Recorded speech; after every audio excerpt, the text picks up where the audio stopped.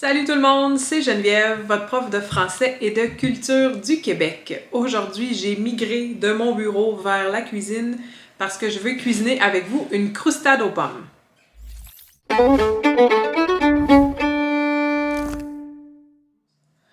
Une croustade, qu'est-ce que c'est? C'est une garniture pomme-cannelle chaude et fondante qui va être saupoudrée d'un croustillant de flocons d'avoine. La croustade aux pommes, c'est un des classiques de l'automne ici au Québec. C'est chaud, c'est réconfortant, ça sent la cannelle, c'est délicieux. Donc aujourd'hui, je vous montre une recette très simple pour faire une croustade aux pommes.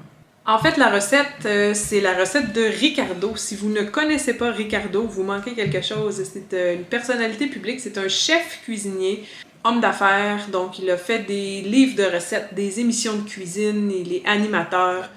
Dans une casserole, ce que je vais faire, c'est que je vais porter à ébullition 250 ml de crème. Il a lancé une ligne de produits aussi, des produits de cuisine. Donc, Ricardo, c'est un incontournable dans le paysage médiatique québécois et il fait des très bonnes recettes. Donc, aujourd'hui, on va cuisiner ensemble la croustade aux pommes de Ricardo.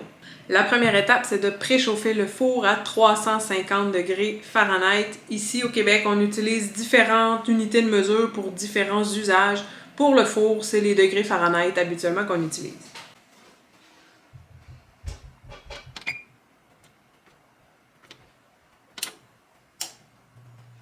Pour commencer, on va faire le croustillant d'avoine. Je vais avoir besoin d'un tiers de tasse de beurre. J'ai ici du beurre. Lui, il dit de beurre non salé. Moi, j'ai du beurre salé. C'est pas grave, je vais le faire quand même. Je sais pas si vous avez déjà remarqué, mais sur les emballages de beurre, je sais pas si on va pouvoir voir, il y a des mesures. Donc, ça dit, si je prends la moitié de mon petit bâton ici, ça me donne un quart de tasse. Moi, j'ai besoin d'un peu plus d'un quart, j'ai besoin d'un tiers de tasse. Je vais y aller au pif. Le pif, en français, c'est le nez. Quand on dit qu'on va y aller au pif, c'est qu'on va y aller à peu près. Fait que je vais mettre un peu plus que la moitié de mon bâtonnet de beurre. Il peut jamais avoir trop de beurre. Comme ça nous prend du beurre ramolli, je vais le mettre un peu au micro-ondes.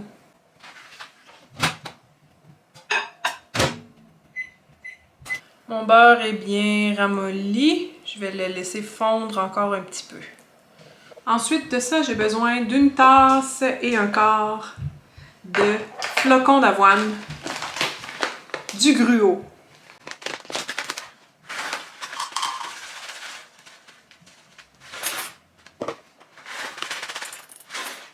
Voilà. Un quart de tasse de farine. Farine tout usage non blanchie. Il y a plusieurs types de farine au Québec. Je ne sais pas si vous êtes allé jeter un œil. Je ne sais pas si c'est comme ça d'où vous venez. Mon chum au début est un peu impressionné par tous les types de farine. Donc tout usage, c'est la farine de base qu'on utilise pour la plupart des choses qu'on cuisine. Celle-là, non blanchie. C'est pas écrit dessus qu'elle est non blanchie. Je l'ai déjà utilisée puis ça fait très bien. Donc farine tout usage, on se trompe pas.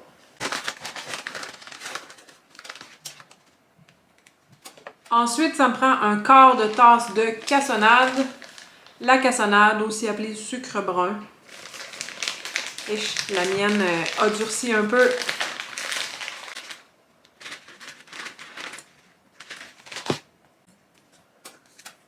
Alors la recette nous dit, dans un bol, mélanger les flocons d'avoine, la farine et la cassonade. Donc je vais les mélanger comme il faut avant d'ajouter le beurre fondu. Une fois que c'était bien mélangé, j'ai ajouté le beurre fondu et je vais bien brasser. Ok, on a la bonne texture, fait qu'on voit que c'est devenu un peu collant. Je vais être capable, après avoir préparé ma garniture aux pommes, de bien répandre le croustillant d'avoine par-dessus. Mon croustillant d'avoine est terminé. Je vais le laisser de côté.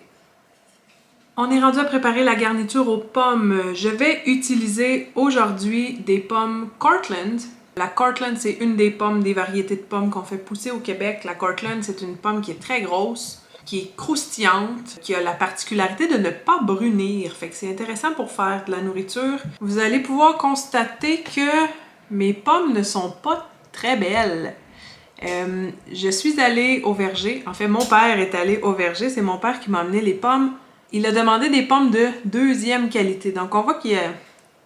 Tu sais, c'est pas les pommes les plus appétissantes pour manger, mais elles sont quand même très bonnes pour faire de la nourriture, pour les cuisiner, pour faire des desserts. Fait que je vais juste les peler, je vais enlever les bouts qui sont pas beaux, puis je vais pouvoir cuisiner avec le reste, puis une fois dans la croustade, ça paraîtra pas. Fait que ça, c'est quelque chose qui est possible de faire. On se rend sur le verger. Le verger, c'est la ferme avec les arbres fruitiers. Habituellement, au Québec, quand on parle de verger, ce sont des pommiers. C'est pour aller cueillir des pommes. Mais je pourrais avoir un verger de prunes, un verger de poires. Donc, on peut aller au verger et demander au cultivateur, avez-vous de la pomme de deuxième qualité? Si c'est juste pour cuisiner, c'est vraiment parfait. Ça coûte moins cher, puis ça évite de gaspiller des fruits qui sont quand même comestibles. Ça fait qu'on va éplucher les pommes.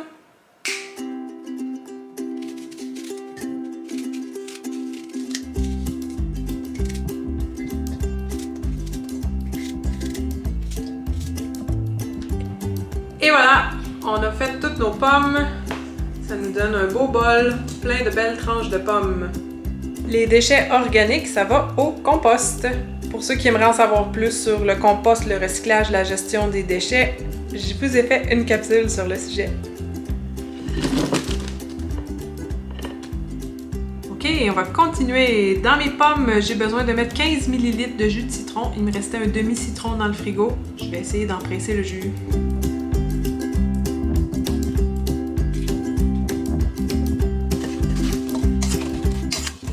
Dans ma préparation aux pommes, j'ai besoin d'une demi-tasse de cassonade. Je vais prendre la tasse, je vais la remplir à moitié.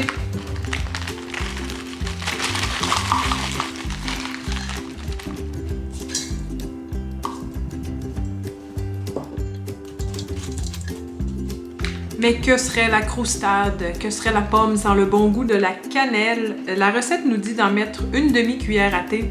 Ce que j'adore avec la croustade aux pommes, c'est que c'est pas comme un gâteau. On peut y aller plus comme on le sent, puis c'est pas dramatique. Moi, j'aime vraiment ça quand ça goûte la cannelle, fait que je vais en mettre une cuillère à thé complète.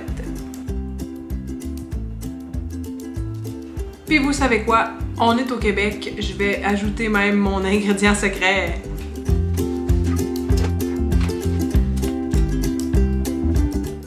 On y va encore une fois au pif, une bonne rasade de sirop d'érable.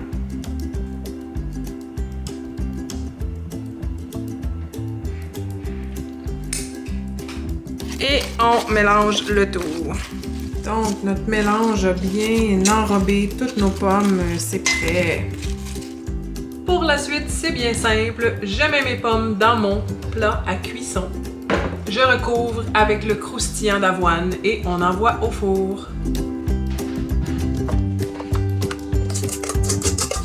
Je vais racler toute la garniture de cannelle avec la spatule.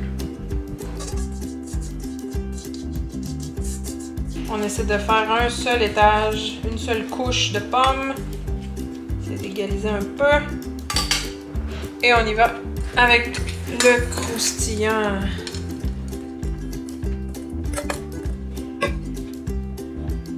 Vous savez quoi? Ma partie préférée de la croustade, c'est le croustillant d'avoine. Je trouve qu'il n'y en a vraiment pas assez. Fait que je vais refaire une portion de croustillant et je vais le rajouter.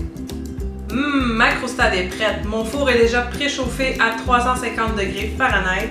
Il me reste juste à l'enfourner et à attendre 50 minutes que ça cuise.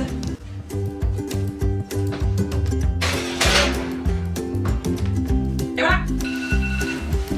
C'est prêt! On va sortir ça du four.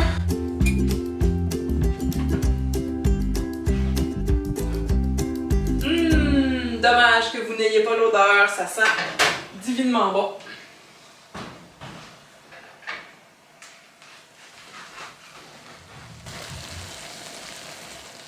C'est le moment de remercier chaleureusement toutes les personnes qui me soutiennent sur Patreon. Merci de votre soutien précieux. Mon moment préféré, c'est le temps d'y goûter. La croustade était vraiment délicieuse. On est juste deux à la maison, mon chum puis moi, puis on l'a mangé en dedans de 2 jours. C'est vous dire comme on est gourmand. Je vous laisse le lien vers la recette de Ricardo dans la description de la vidéo. C'est tout pour aujourd'hui. Si vous avez aimé cette capsule recette, mettez un petit pouce et dites-moi dans les commentaires quand vous aurez cuisiné la croustade si vous avez aimé ça. Et nous, on se revoit la semaine prochaine pour une autre capsule. Bye bye! Bye!